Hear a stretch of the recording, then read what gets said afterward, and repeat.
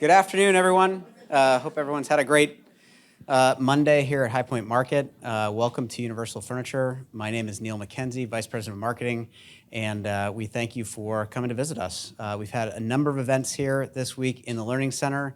We do record all of these, so if you've missed one or there's some that you want to go back and check out, we will send an email out, but we'll probably have that up on the same place that you registered for the event the week of the 31st. So give us a little time there.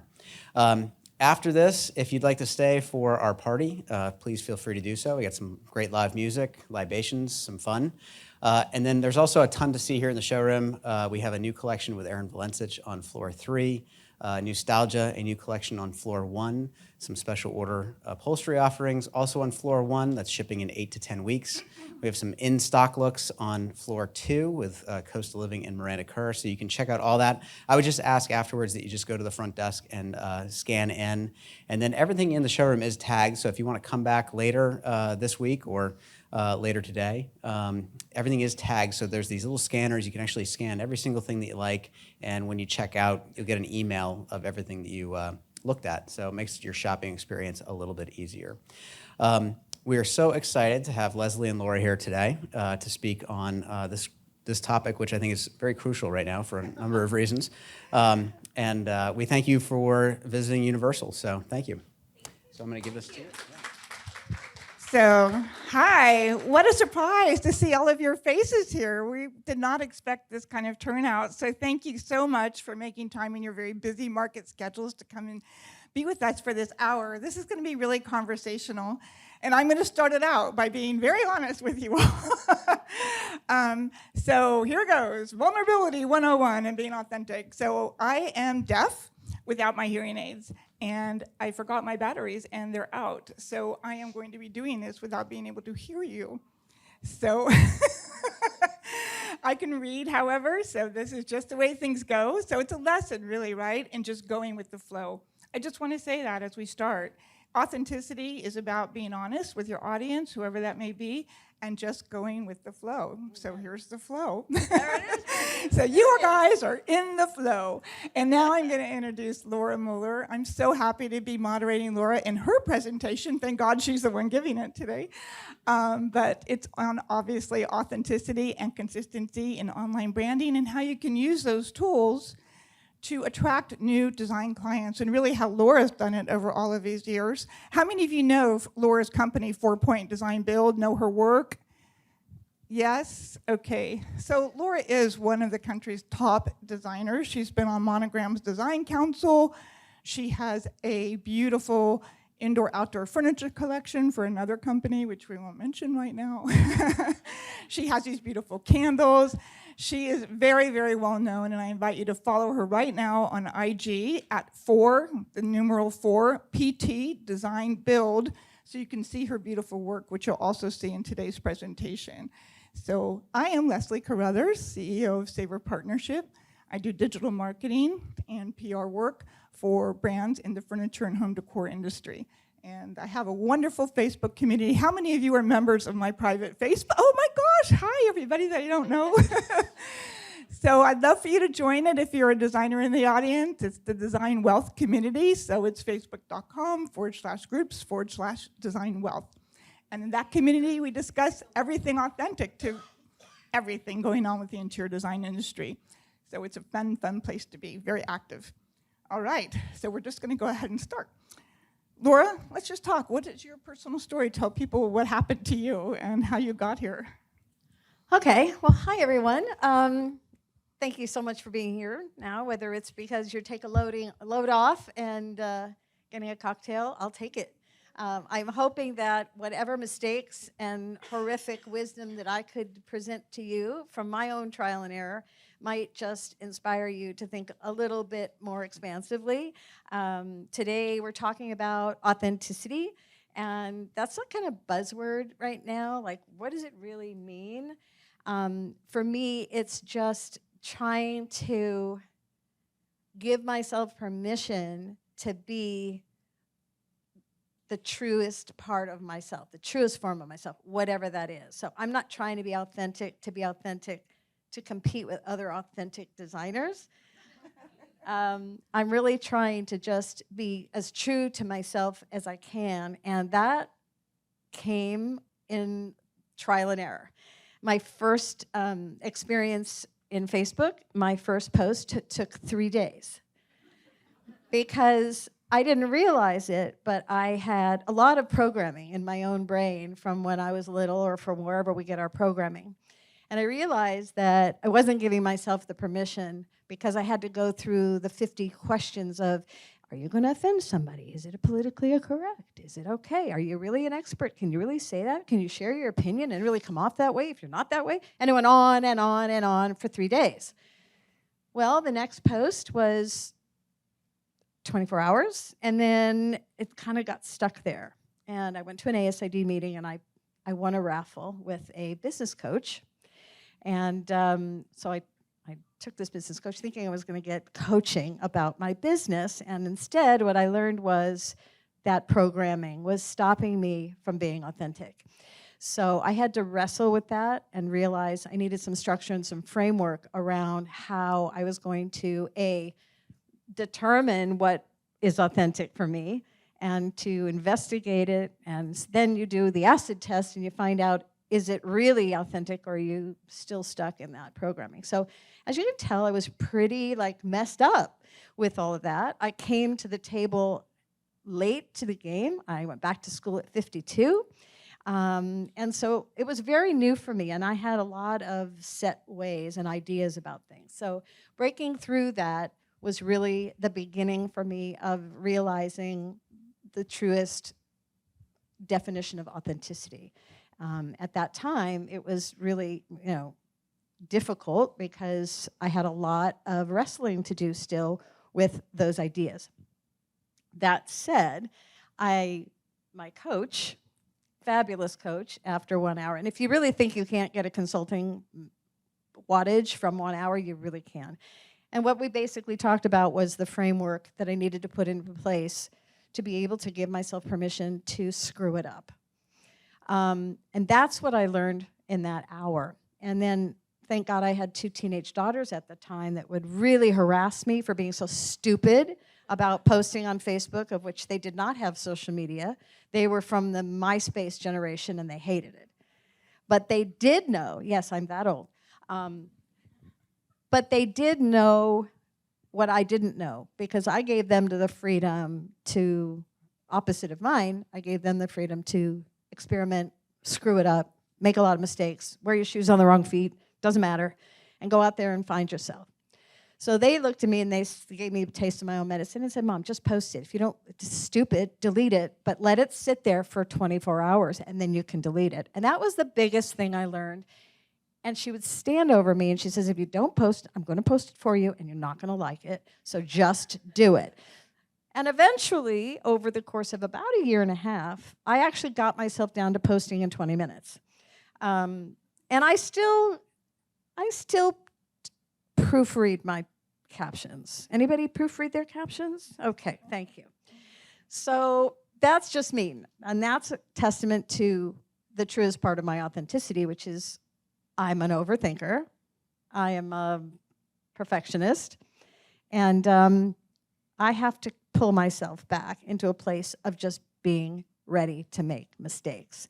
And so for me, after 15 years, I'm hoping, most of you probably already know this and probably don't need to even be here, but hopefully I can give you a little bit of structure around how to use the authenticity, to channel the authenticity in realistic ways, and then to be able to apply that and target that to gain clients. I must say that in the last couple of years, I've gotten 12 really, maybe over $1 million clients, some 7 million, through Instagram. And it took a long time, and I'm going to share some of those steps with you that I took to focus those attentions on. So now Getting we clients. we know you want to know the how, and that is right. How do we get 12 new $1 million clients, right? So we are going to show you exactly what Laura is doing and has done, and you're going to see step by step. Ready? All right, so the first thing, just as an overview, I'm going to go through some steps to creating branding specifications, your color, your font, your typographic standards for media, both print and online. We're going to talk about creating collateral materials on and offline to study your insights, determine your talent and your target audience, and identify your referral partners. That's really going to be key for focusing your energy and the time that you take on social media to actually gain the clients that you want. Strategically and realistically planning out your social media marketing quarter. We do that every quarter. And then whether it's Planoly or Tailwind or among many platforms and apps that you can use to plan out your social media.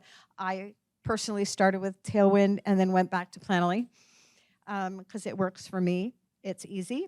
And then some of the options for social media planning.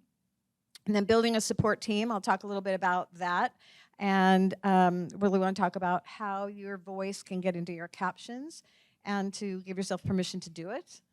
And talking about the real personal engagement and then showing up, and showing up. Because that is most of it. The consistency and showing up. And I'm going to be sharing some samples of typography, and we'll go through logos and slogans, et cetera, et cetera. So, on to the next. On to the next. All right. Here we go. All right, so this is an example of my part of my media brand packet, and this is my topography and my color brand sheets. And I can send this. I have one for digital and then one for print because they're different. And this is what I would send out as part of my media packet if somebody requests information about if they're going to be doing graphics on my behalf so that they understand what those parameters are. I'm going to interrupt And this you is- 1 second here. How many of you have this? How many of you have a brand or a style guide? That's How great. many? That's great. So about 15 out of all of you. So this is really, I just want to stress before I lose my hearing, this is really important for you to have to be able to give to anyone that's working for you on your team so they know exactly how to present your brand online. Okay, so this is an number one thing to hire out or do yourselves before anything else. That's really true because you want to be able to get to the point where you're actually having a team, and most of you have teams, where you can actually delegate and know that those parameters are going to be upheld. That's a very important point. Here's an example of, has anyone ever heard of Milanote? Raise your hand. Okay, awesome, awesome. Do you love it?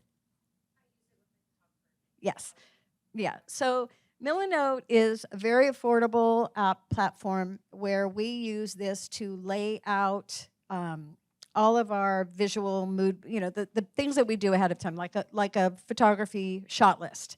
Or you can do mood boards, or you can do, it's not the kind of mood board that you would actually be able to manipulate with product as much because you can't, it has no accounting capabilities. But it's a really great program, and I encourage you to check it out if you want to just have a really easy click and drag, move the images around. It's very, very intuitive, and this is what our team uses to communicate in real time. We can all be on it from remote areas at the same time, and we can all share it without sharing the entire platform. And it doesn't require passwords. You just share it, you copy the link. And it's really nice to be able to send it to a photographer, to be able to send it to anybody that's doing any PR media for you. And they can see your style in 1 second. And it does, and we update it very easily in between Welcome. PDFs and everything. Hello. Over to the right here is a Canva. How many use Canva? There's some seats up front. Okay, so Canva, you know probably how intuitive that is. Fabulous program, super easy. They've really upped their game lately. Used to be where your images would reproduce. They weren't as good a resolution, and now they're really great. So they've really pumped up the those glitches. So between these two, this is how we kind of create our visual layouts and be able to pass that on to, again, to remote teams. If you have a marketing or this virtual assistant, this helps them to get a snapshot without having to go anywhere else, without having to go through Studio Webware or style, whatever those style things are that so many of them, right? This is simple. I'm very simple. If it's easy, that's for me. All right, so as we go through this, as you can see, I'm not sure if you get a really good, if it's a crisp picture, but this is what we laid out for our entire website using our brand standards, using our images in Canva. And then Canva, we translated to the details and translated our fonts, and we actually did this whole thing in Canva, and then we sent this to our developer. And then the developer had the brand standards, the colors, all of the codes, the hex codes and everything. Did you have a question? I'm sorry? I sent all of the Canva to my web developer, and he copied it, because if I leave it up to my web developer, we'll have animations for days. And I don't want that. So I control, Sharon, where's Sharon? Controlling? Yeah? Mm-hmm. Okay. So this enabled him to just basically copy, and then what he was doing was not creating, he was doing his expertise, which I know nothing about, and that is writing the codes on the back end of WordPress. So Canva Playground, finalizing and tweaking, actually all the bars, sidebars, every single page, where they connect, where they're supposed to link to, and then we send that. And then this is the result of the website. These are just quick snapshots of the way the website looks. You can see it's translated with the aid of all of those brand standards, the typography, the spacing in between each letter. That's all noted for them. He writes the code, and boom, there it is. It sure saves a lot of back and forth. It's still an agonizing process doing a website. And we just refreshed ours at the beginning of this year. It took about a year, because our clients come first, right, and our priorities. So, but by the time it was finished, and that was the easy way. So it does help to have all those things in place before you move forward. This is just another example of another 2 pages from the site. As you can see, we bring in the brand standards all the way through the site bar, through our shop pages, through the images that we use for thumbnails. When I send it to somebody who's doing my graphics, they match the website matches. It kind of all goes together. It's really an important step to take at the very beginning. And then we'll talk about how we brand that. So that is just the site. Okay, now another really important thing that is very useful on social media, because I don't have time and I get very anxious when I go to do something in a rush, and I'm trying to have coffee, I'm trying to get out of the house, I'm trying to get to work, clients are calling, and then this post that should have taken 20 minutes now it's the following day, and I haven't done it yet. So, and I do think consistency is key. So this enables me to go in, and I'll show you a close-up. Oh, and by the way, this is an important topic here about pinpointing and being really realistic with your strategy. For me, getting up in the morning and having an unknown, road in front of me, I was very uncomfortable, and I couldn't process it. So for me, it was easier to go through all of the possible Motivation Mondays, Wisdom Wednesdays, Text Here Tuesdays, and I thought, well, what really resonates with me? What's something I can really get behind and be consistent for 1 year? And this is what I came up with. So I do my 4-Point Fridays, and I do my Design Talk Tuesday, and I do my Soulful Sundays. And I thought it made no big difference until I didn't do a Soulful Sunday, and I got people calling, wait, I missed your Soulful Sunday this Sunday. And I thought, maybe it's having an impact. So the consistency on these things, if you have 15 things and it's like this constant, what am I going to do today? I personally, I can't, it'll never get done. So if I whittle it down to something very realistic, 3 times a week, so if I don't post at all any other days, I've done this. I can send this even out to an assistant to set up the caption prompt. This is a great picture. Let's do Design Talk Tuesday. I went through your blog post. We're going to regurgitate your blog post from a year ago, and this is going to be your Design Talk Tuesday. And then I'll go in and I'll write, because she's already sorted it for me. She's framed it for me. I have a question. How many of you are doing this? How many of you are doing something like a 4-Point Friday? How many? 1, 2. So this is a key way to get more IG followers if you care about that. Not everybody might care about that, but if you do, This really is. People do really look forward. If the content is good, right? Yeah. And and interesting, people will look forward to seeing that, and they will come back to your IG feed to see what you're doing that week. How many of you have had that experience where people are coming back? Those of you, the two of you who are doing it, Linda Holt, by the way, if you don't know her, photographer par excellence, right over here. Raise your hand, a very close friend of mine. But what do you do? Top Tip Tuesday? You do Top Tip Tuesday, right? Yeah. Okay, and they're working for you, right? Yes. So it does, what Laura is saying really, really does work. Yeah, it's just so, and it's got to be true for you. It has to be something that you can make a commitment to. So simplify it and give yourself, like, think about the content. And for me, Design Talk Tuesday is always about giving tips and giving things away. That's my one day where if you ask me a question, pretty much I'll give you my resource. So for me, that was an important way for me authentically to be able to share, because that's really important for me personally, to be able to share. I don't own any of these ideas. They just pass through me because somebody already thought of it before me. So I just want to make sure that I'm sharing and using social media on a personal level as a vessel for good. And I'm not possessive over those things, and I think that's a really great place. So that's just a little tidbit of information to really soul search and figure out, like, what is something I can really get behind for a year every week? And what do I really love? If you love flowers and you're a designer, maybe you just do flowers or gardening, but bring something in that really resonates with you. Linda, you're a photographer, and the same concept, you're sharing your tips. You're sharing something that they can go get a book or they can pay for, but the idea that you're sharing it then turns into, wait a minute, you've given me an hors d'oeuvre. I need a meal. So then that turns into a client. Then that turns into a consultation, et cetera, or even a project. So that's why these steps, if they're simple and you can commit to them, people will start to look out for them. And then they'll get excited, and then they'll trust you. Because trust is a big, big thing for me in social media. So one other on that note, how many of you in this room know who Carla Aston is? Raise your hands. So Carla's here. Carla! Yes. Star blogger. But Carla really understands IG as well, very well, and how to use and do something very consistently that produces results for her. And she will always say, well, I'm testing this and I'm testing that, but she's tested a lot and it's worked for her. So I just wanted you all to know that what we're talking about is something that really does work if getting followers matters to you.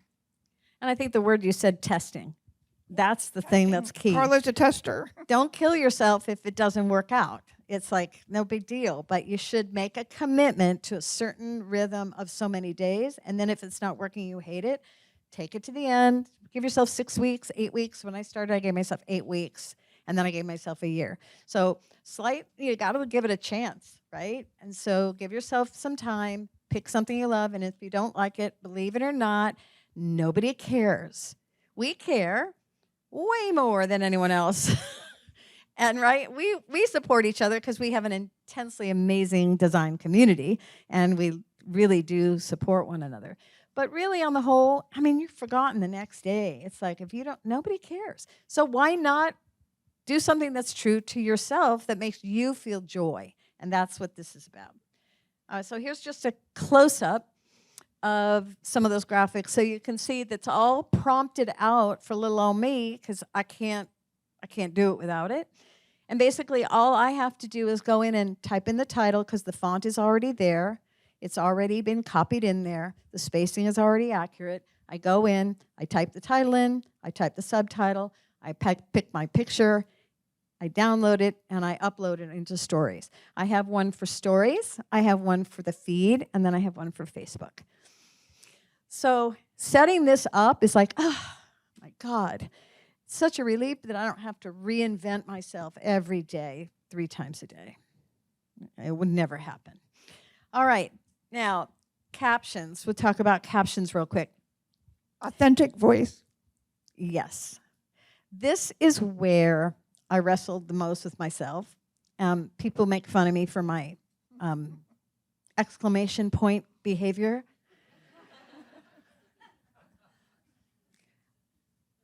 Yeah, you know what? That's the way it is. Because, right? I tried to pull back, and it felt awful. I tried to be smart and cliche and chic and all that. You know what? It just did not work.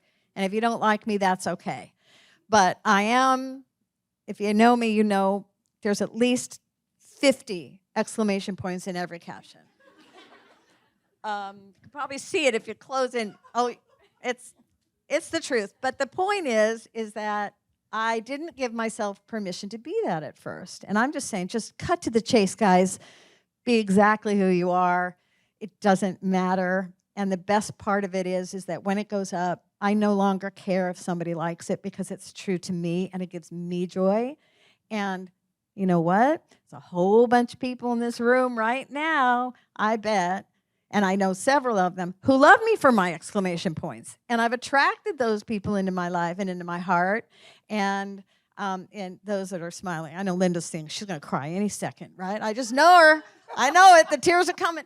But that's me. And I think that the key is finding that, the thing that makes you feel joy, because you won't ever have to apologize for it. It just is what it is. I want to say something there. The thing is, right? So what is it really that is at the heart of that is fear of what? Fear of judgment.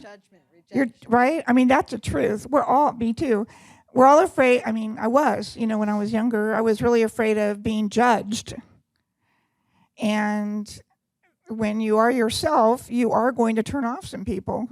That's just a fact. So those of you who are younger in the audience, that's the truth. You're not going to attract everybody.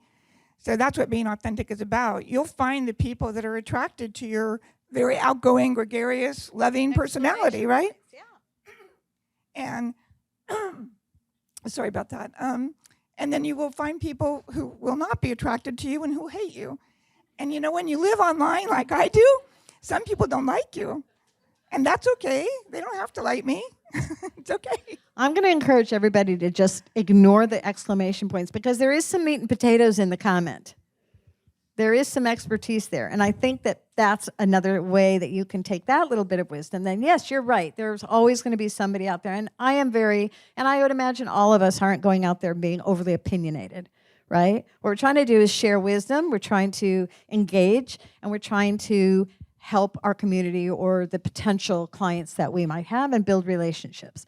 So the intention is always very good and very clear. So unless you're really getting out there with a really bold opinion that may seem risky, you're not going to get a lot of people that are going to comment like that. You're all going to be loved just fine. All right. So on the right, you see is my Instagram, right? And just so I think the illustrations of all this is what I kind of wanted to get into next, is that all of it looks like it's the same person. It all has the same voice and the tone and the colorways. And that's because, going back to the very beginning, it's taking that time to build your media kit and build the fact that you have a brand just the way you want it. And then once you control all that and then you've sweat it out and you've had that anxiety and now it's done, everybody else will just do it right. It's just so fun. So nice when everybody does what you want. I do want to say one thing too here.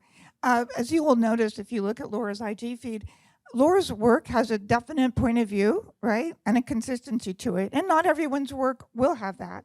And you may be new and not have a lot of work in your portfolio yet. So that's why having a branded look online, even if the work itself isn't consistent, is so important, because then people will still remember you, even if the look itself of the work is reflecting your clients' homes, right? So that's important. This is what branding is about. Exactly. And I think too, part of when you frame your caption, actually we don't really have to go back, but let's talk about caption for a second, because the caption should have some framework too. You have your certain opening. It's just like in college when you do your intro, then you have your thesis statement at the end, you have your body and text. Kind of try to frame it that way. Select your hashtags. Like, how many of you have a custom hashtag for your business? Okay. Let's all get a custom hashtag. Why? Is because it's recognizable and eventually it becomes part of your brand kit. And that hashtag can lead to, it becomes an asset. What is yours? I have, it's Clean Fresh Modern, hashtag Clean Fresh Modern, hashtag 4-Point Friday. I know I have a few. And interiors, hashtag interiors for real living. So the, huh?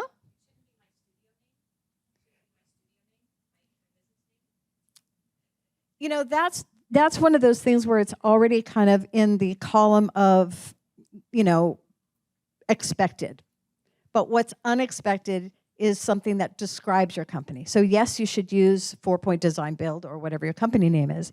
But the idea that you would have something like, what is your slogan? What do you believe in? Are you a floral? Are you color? So that you put something in a hashtag that is exclusively defining your brand, so that when you come on and you see it, Clean Fresh Modern, believe me, when you go on the hashtag Clean Fresh Modern, there are a few oopsies from others who think their version of Clean Fresh Modern, and I can't erase them. Oh, I have no control over those. It's all right, I'm going to outnumber them.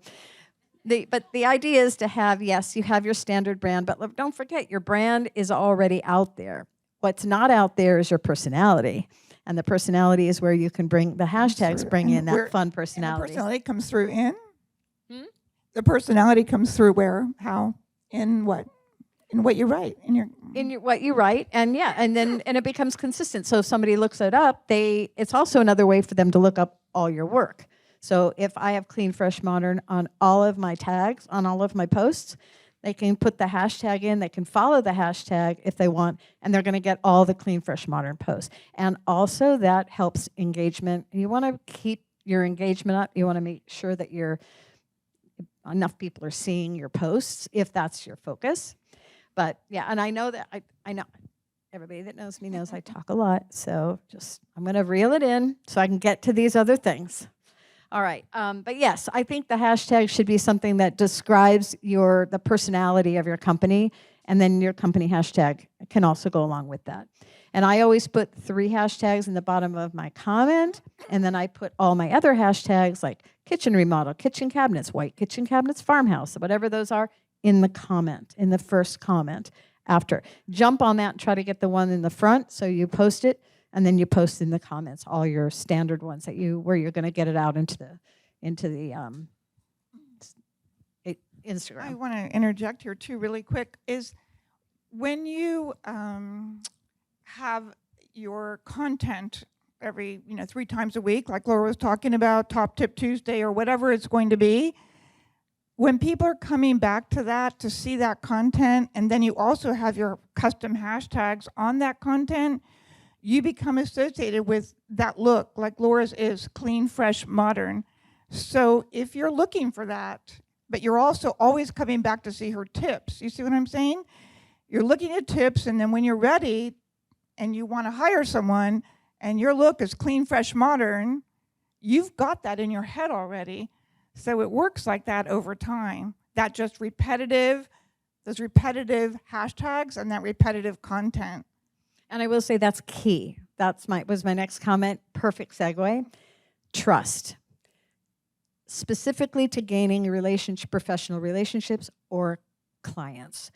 The clients are going to be testing to see what kind of social media you have. They're going to be following you a little bit. They're going to like your look, but now all of a sudden, you're going to say something on Instagram that's Design Talk Tuesday, and you know that every Tuesday they're going to come up. And that, in 6 months, after they've saved up all their money and they've gone through, they're finally ready, they've known that I've shared every week consistently on Tuesday design tips that they're reading about work, elevated work, the kind of quality that we expect, how things go together.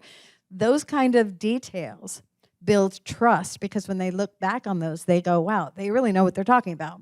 So it's a trust enhancer. So your captions, pick one day a week to start, but those captions are not just to gain followers. They are focused on to the customer, whatever your customer is. If you want to get with a developer, then you're going to talk about multifamily housing. You're going to talk about mixed use. You're going to talk about restaurant design, commercial work. You're going to talk about how things marry and your experience, and talk about wisdom a little bit.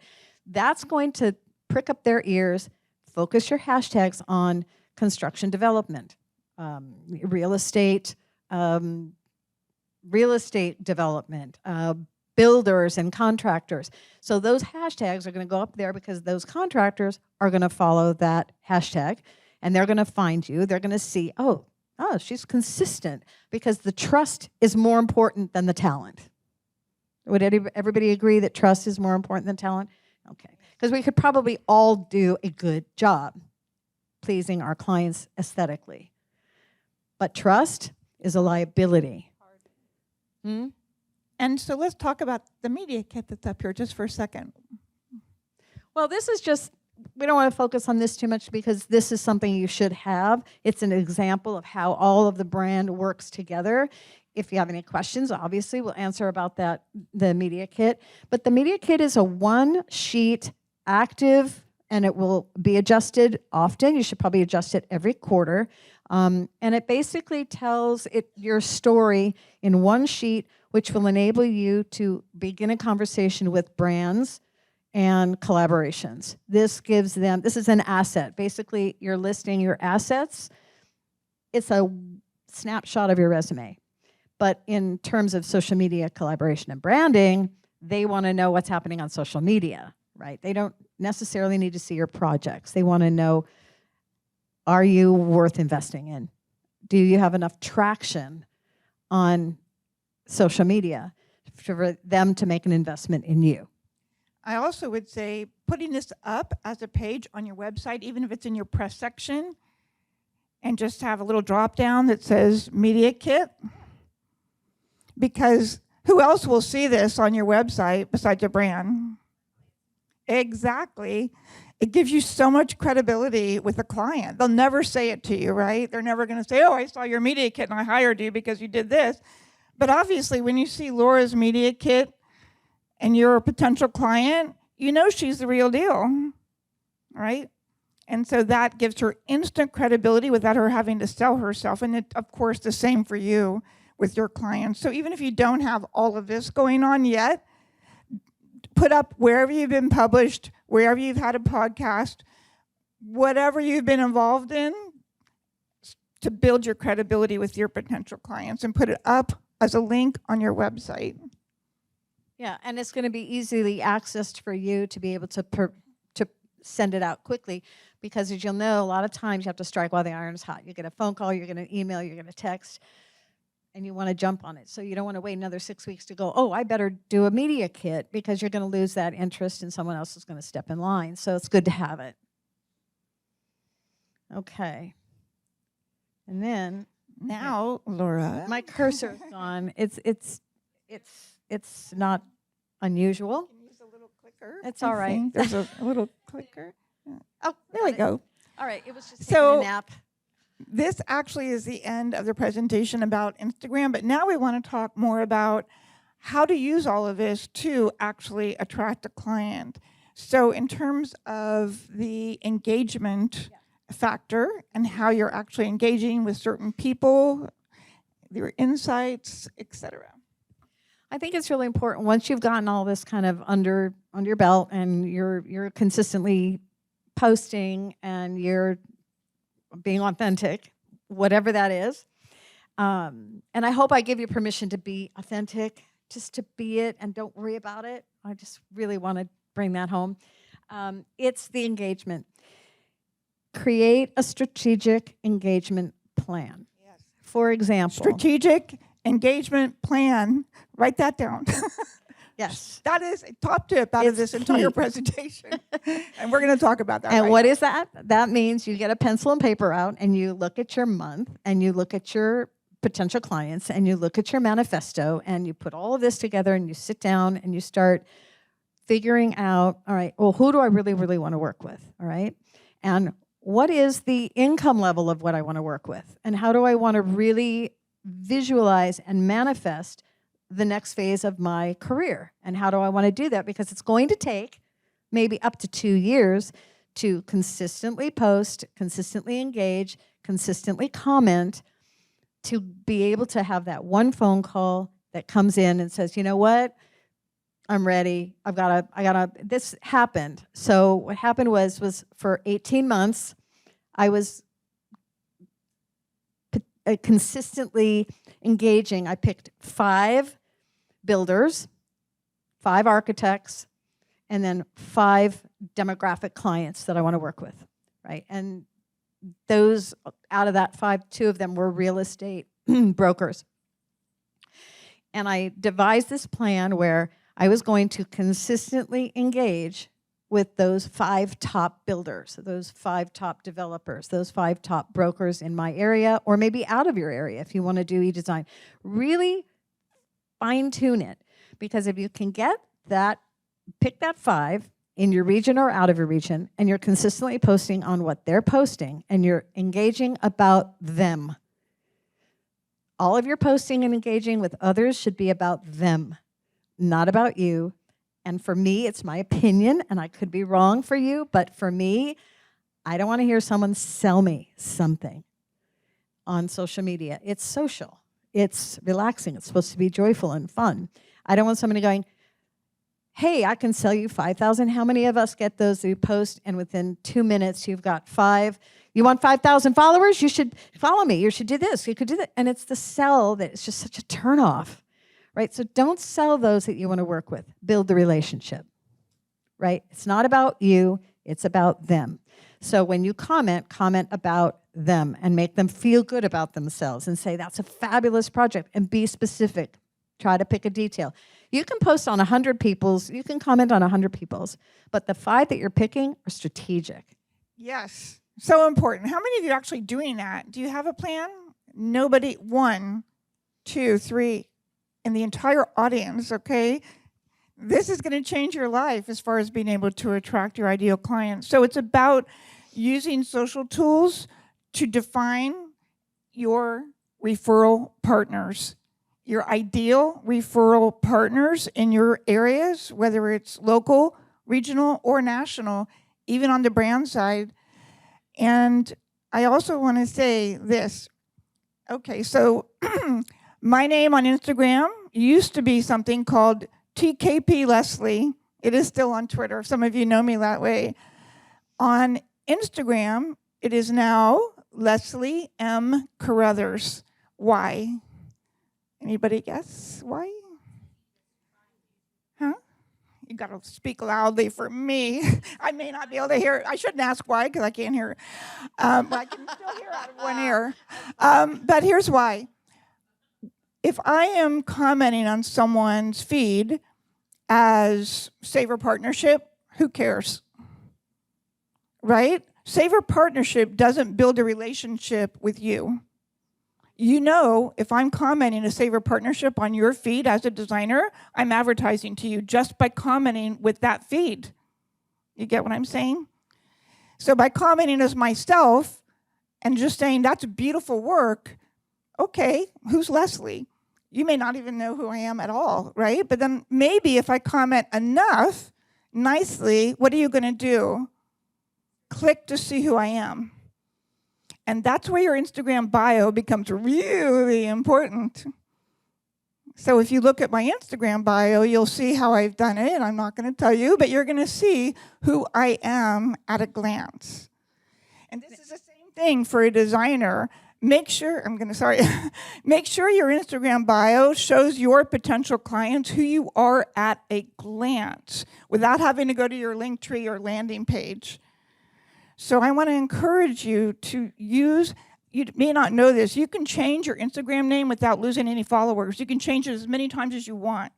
So if right now what I'm saying is resonating for you and you want to change it to your name so people and brands get to know you and not your company, you can do that without any, and you can change it back the next day if you want to.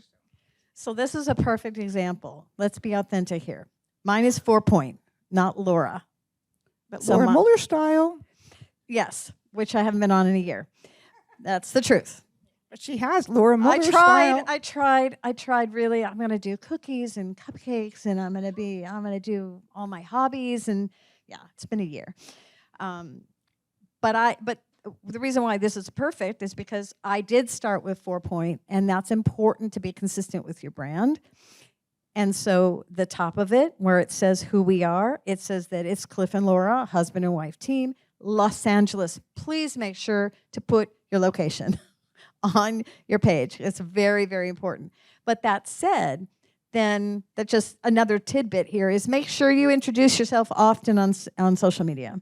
Make sure at least maybe once a month, if you're getting a good steady following, maybe 500 to 1,000 a month, then you should be able to introduce yourself every time you hit maybe a couple hundred new faces. Go ahead and do it. Hey, it's been a minute. We have new followers. I want to say hey, and then make sure that you let the people that you're following know by including them in your hashtag, or you can include them by clicking them, like doing a save or share, just saying, I just wanted to say thank you.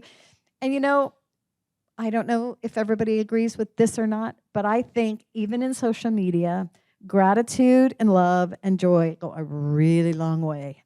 So if you bring those 3 things to your posts and you're pretty ballsy about it, I think that you will attract a lot of really good things.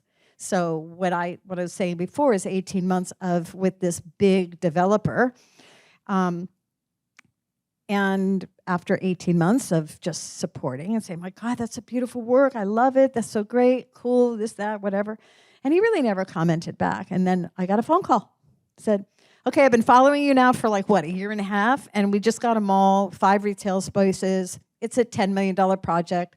And I'm like, don't assume because you're not hearing back that somebody isn't watching, or that somebody doesn't love you, or that it's not a positive thing. Don't allow what you put out there to be speculative judgment.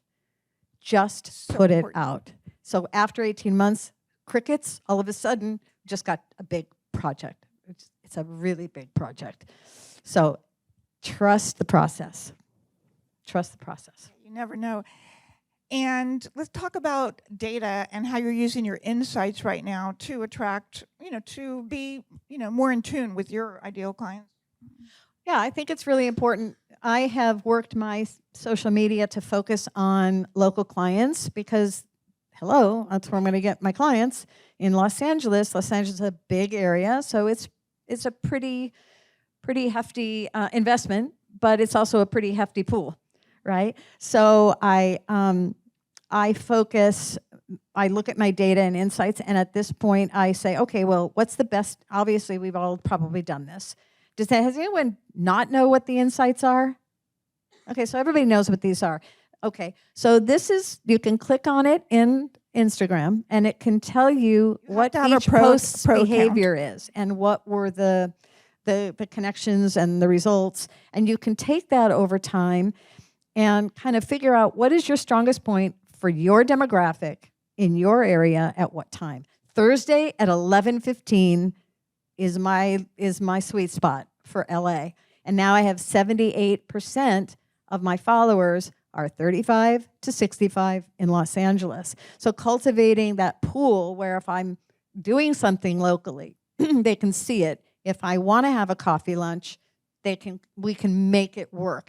So I think that it was important to me to focus my energies on clients in Los Angeles, and it does pay off. And whatever that is, if you want e-design and it's all over the nation, then pick your 5 top metropolis areas and do your insights around there and post at 3 a.m, But the research is going to give you back a lot of data. Now, if you don't know how to do that and it's overwhelming, call the guru, set up a meeting with Leslie, and she will help you analyze and figure that out.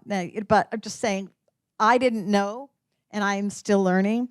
But the idea is that Instagram makes it very, very easy to find your insights, to decipher them, and to figure out where your investment of your time and your energies need to be placed based on your strategic referral partners. Does that make sense? Yeah. Okay. And I want to say something about this. Everyone's worried about IG followers. I don't worry at all about IG followers. The only reason that you need to worry about followers is and it's really not even true now, it used to be, I mean, if you want to work with major big brands on great big collaborations, followers can matter to them, but not hugely. I've set up major influencer marketing initiatives with brands. How many of you saw Seasonal Living's Virtual Designer Show House? Yes, so I was co-principal in that. Laura was part of it. Carla was part of it. Who else in this room? Am I missing somebody? But that was a collaboration between 15 sponsoring brands and 11 interior designers, and it is still online. It was the first virtual show house ever to include AR. What I want to say, the point I want to make, is never did any of the 15 sponsoring brands ask us how many followers someone had, ever. Yeah, no, it's really All of important to this- have the content, not Yes. the quantity. Yes, all of this focus on followers drives me nuts for you guys because what? It's so frustrating sometimes. You know, you lose some, you get some, and really, who cares? I just want to say that is such an ego thing. If you have great content, really, that's what a brand cares about. If you can produce beautiful, I'm telling you, I work with brands for 14 years now, big ones. Beautiful visual content, not followers. Learn how to produce beautiful reels if you really want to work on the brand side here. This does not matter for client acquisition. So this is the other side. We're talking today really about client acquisition, right? Your clients don't care how many followers you have at all. So if that's your main goal, that you just want to do more beautiful design work and better quality clients, forget about followers. It doesn't matter. Focus on what Laura's teaching you today about how to build a beautiful visual online presence, because that is what we all resonate. Who doesn't resonate with that, right? So we all resonate. So do your potential clients resonate with a beautiful online presence, and that is what brands. But if you do want to collaborate with brands, let me say something. They want to make sure that what you have online is in alignment with their brand too, which is another reason why a beautiful online presence matters more than followers. And engagement, authentic engagement, matters also much more to a brand than how many followers you have. And any brand, I'm going to say it right out loud for the cameras to hear, any brand that cares about how many followers someone has is on the wrong track. Because why is that? It doesn't matter if you're posting for 2 weeks on Instagram. What does that do for a brand? Zero, really. It gives them a little boost, right? For 2 weeks, done. What matters to a brand is whether, here's what, if you want to do something more, a blog. Why? SEO, long-term SEO, right? Or a podcast, long-term SEO for the brand. That is actually the two things that really matter. Or YouTube. If you have a great YouTube channel, if you love video, that matters. Reels do not matter. I mean, the ability to produce the content matters, but for smart brands, they are looking these days for people who have an SEO tool that can really help them boost their rankings in Google. So that's what I just will say that. And on that note, I would like to also say that if there's any questions about posting your own work and versus posting others people's work, for me, I do not post other people's work until Soulful Sunday, and that is when I post things that inspire me, and I credit them very clearly in stories. But my feed, for me, is a portfolio. It's an arm of my website that is almost identical when you look at them two, but my website doesn't have comments and interaction and the engagement. It's just, but visually, it's really, really important. And I will say this, every now and then, every quarter, we clean up our site. Because sometimes you'll have a post, I have a post, a bathroom post that went, I don't know what happened, it's a bathroom, 12,000 likes, right, on this bathroom, and it's been shared probably, 50 or 60 times. It's a bathroom. The point, though, is that the next post was 53. So that is not a reflection on your posting, and it is not a reflection on the second picture wasn't as good as the first.